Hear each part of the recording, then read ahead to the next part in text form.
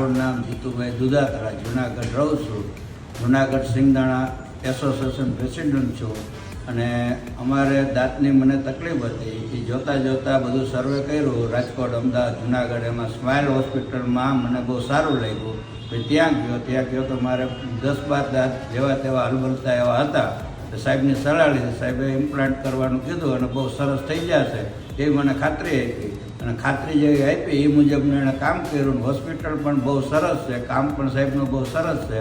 10-12 દિવસ મને થઈ ગયા. જમવામાં કોઈ જાતનો કંઈ તકલીફ નથી. સાહેબનું કામ તથા સ્ટાફનું કામ બહુ અદ્ભુત સારું છે, બહુ એટલે બહુ અતિ સારું છે.